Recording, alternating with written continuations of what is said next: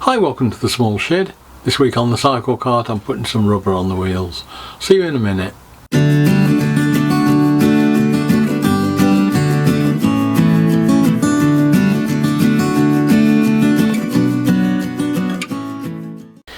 Another delivery today that will help get things on the move. This is one of the last few things I needed to organise, and that is tyres.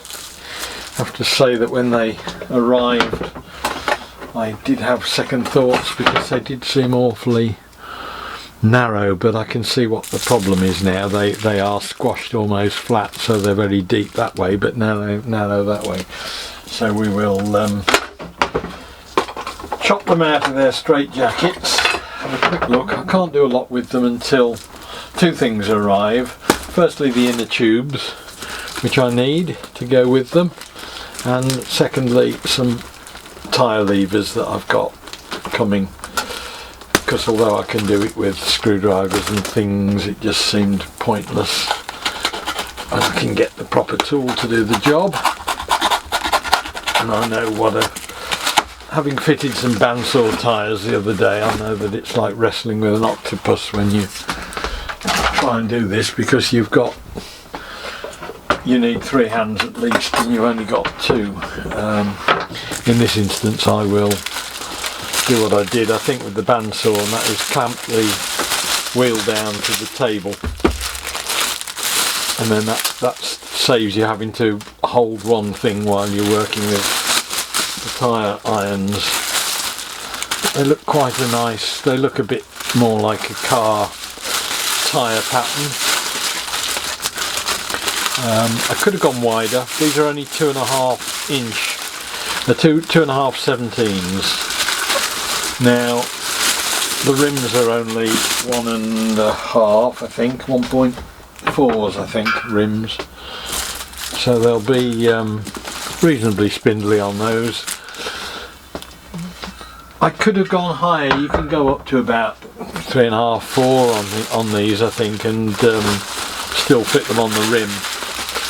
Probably even go up to a 1.6 rim.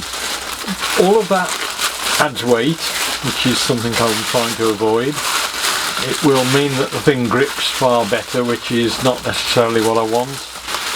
I think I'd rather have it slide than grip and tilt over. We'll see. Time alone will tell. These are things that can be changed later. A thicker tyre would look more prototypically correct, to be fair, because they are relatively wide tyres on the car because they're quite late. The early Cyclekart cars were very narrow and spindly. When you're getting towards World War II, which is what these would be, late 30s, they were starting to get quite wide tyres, but I'm happy enough to just go with this. It's something that I needed to get and I've got organised. So I've got the rubbers for the rims. They've arrived somewhere, but I have not yet got the actual inner tubes, so I need to get those before I can really fit these properly. But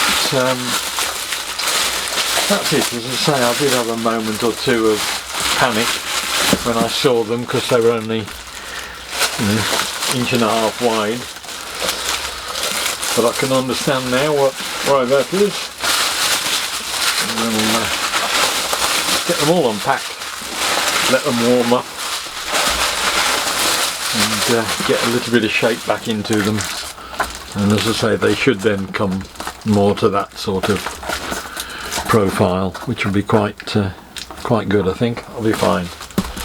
I think they were only about, just trying to think now, I think the whole set of 4 were about 70 or 80 pounds, so they're only around less than 20 pounds each, I think. So if I find they're a problem or they start to wear out too much, it's not a massive investment. We can wait and see what everybody else is using and how they fare in use. And here we are the day after the tyres arrived. we've now got some tyre levers. There we go, that should help. There's some sort of rim protector thing there as well, and looks like a spoke tightener. I don't know what use. Oh no, it's I think that's for the valves in the tyres to get them out. So all I need now, the only last thing that's missing in all of that is I've got the rim tapes. I just need the inner tubes, and once we've got that we can put all the wheels and tyres together.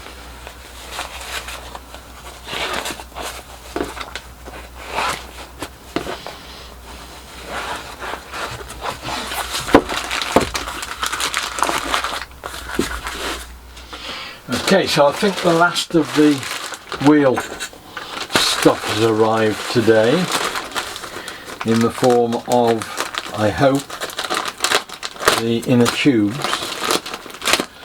And what that means is now I can actually get the wheels put together. Have a look and see. Can't think what else it would be.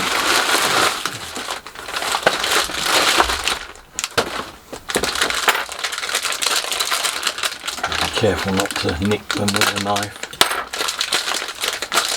Yep, that's what they are.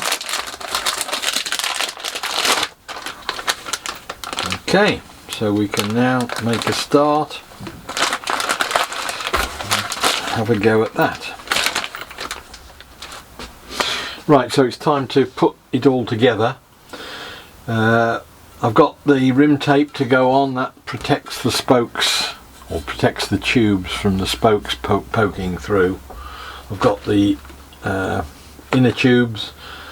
I've got some tyre irons I've got off eBay, 3 of those. There are some rim protectors that clip over while you're using the tyre irons. I'm not sure whether I'll be using those or not. They come with the kit, but we'll see how we get on with that. And I've had the tyres down on the floor in front of the fire for the last hour or so, getting warm, so that they're a little bit supple. That will help them. What I also want to do is just check the spokes for tightness before I get too far in with it, and all I'm doing is just basically seeing they've got a little bit of tension in them and they're all vaguely the same noise. I'm not trying to tune them particularly, just gives an indication. Every now and again you'll hear one that just goes thunk, and it's generally because they want a little bit of a tighten. There's something that can be done when it's on the cart.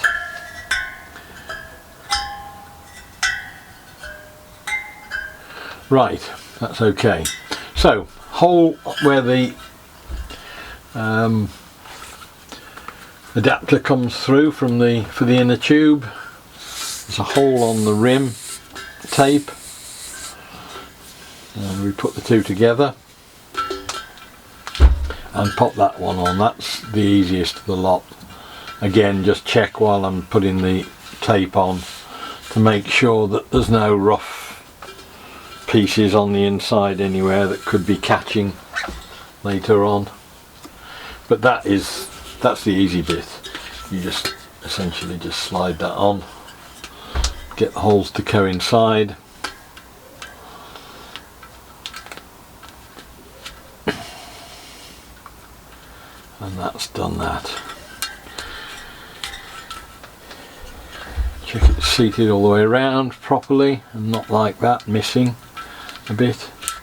It needs to sit over all of the lugs. Now I'm going to try something different for the tyres. In the past I've put the tyre halfway on,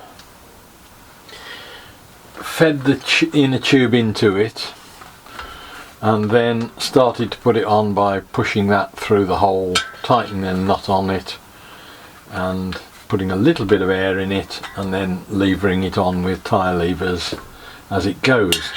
I've seen a couple of folks putting the tube in the tyre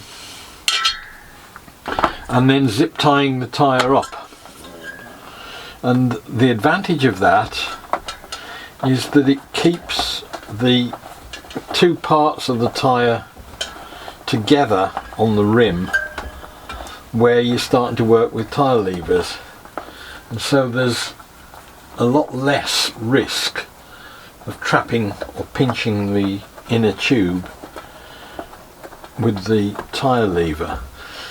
It probably will make it slightly more difficult to put on with tyre levers because you're trying to put them both pieces of the tyre on at once, both sides. But I thought it was worth a try, so join me on the voyage of discovery on that one. Another tip is to put talc or something on the inner tube that just gives it a little bit of slipperiness, but I'm not going to do that at the moment. And similarly on the rims, people use washing up liquid. Again, I'm staying away from that because the more slippery everything is when you're trying to put it back together, the more trouble you find yourself in sometimes. So I'm just going to put a couple of I haven't got any big ties, I'm afraid, but I have got some little ones that I'm going to just put 3 together opposite the tube, put a couple of them together and make sure that I don't leave any bits that will not come out nicely. But essentially, by just squeezing that tyre shut there, the theory is that it will stop the tyre getting pinched, because it's actually protected by 2 pieces of tyre being pushed together. You see what I mean? If you've got those on like that, there's no way the tyre lever is going to give it a problem. So I'll put a few of these together, put them on, and we'll pick it up once I've got that done. So this is where the struggle starts. Just put 3 ties on opposite. This is going to be the area where most of the fighting will take place. I'm popping the inner tube and the rim through to start with on this side, and then we'll just put the nut on to secure it.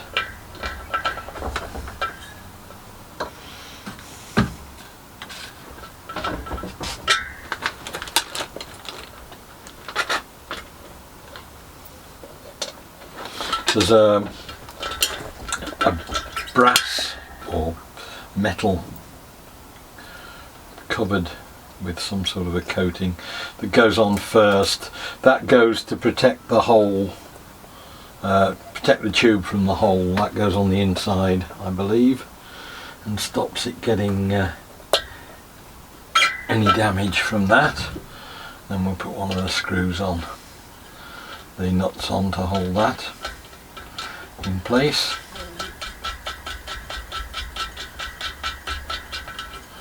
Doesn't have to be done up fully tight, it just helps locate the tube for a moment. I'll put a bit of air in it in a minute just to get it sort of seated within the rim and tyre, and then I'm just going to ease it on as far as I can onto the rim, making sure again to try and keep the inner tube inside the tyre, and just get them over the edge of the rim. And as I say, this may well be that it's harder than doing it one at a time, one side at a time, because of this having 2 layers. But as far as I can see, it works in as much as now there's no chance, or very little chance, of me actually getting a problem with pinching a tyre, pinching the inner tube in there, because they're both sort of held together. And I'm just going to work my way around now. As I say, I could have put the little rim protectors on, but I don't think I need to do that.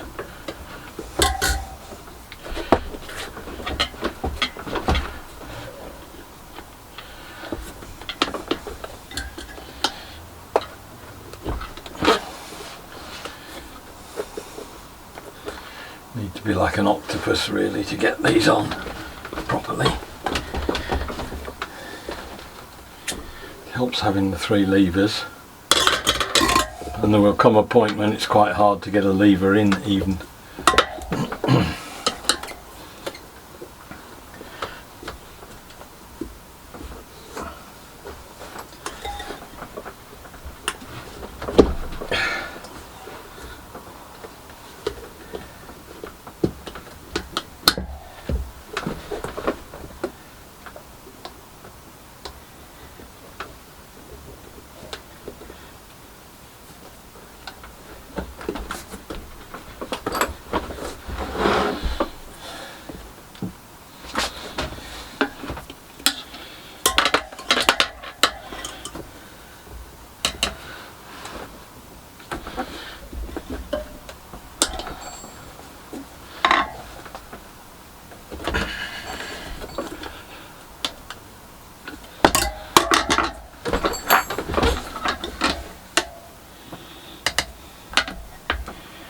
Working it along. Let's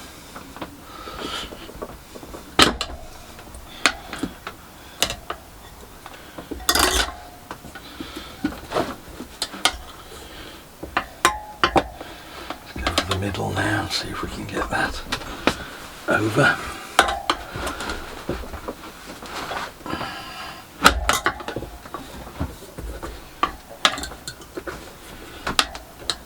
That's it. Right, let's go for it. Those 2 go over like that.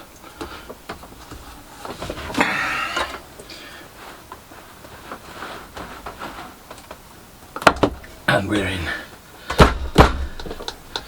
So yes, on the whole, I think that's a better way of doing it, because there's little or no chance that you can pinch the rim.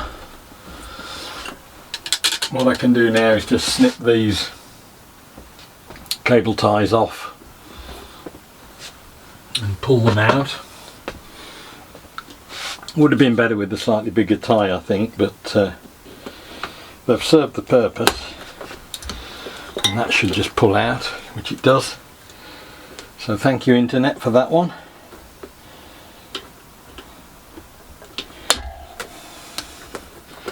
So what I'll do now is just put a spot of air in it, just to get it seated properly. That's got all the ties out. Connect the foot pump up, see if we can get some air in.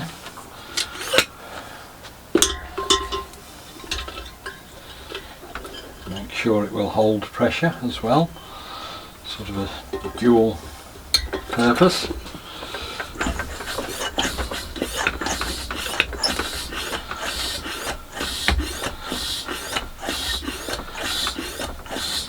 That will tend to seat the tyre on the rims properly as well.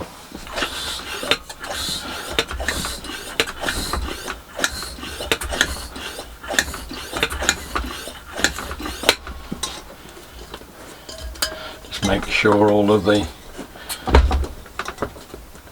seating is even all the way around on both sides. Yeah, there's a bit there that's not quite happy.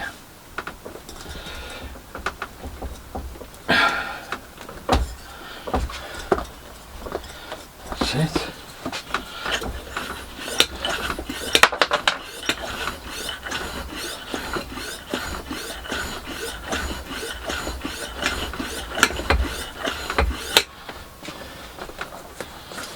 And there we go.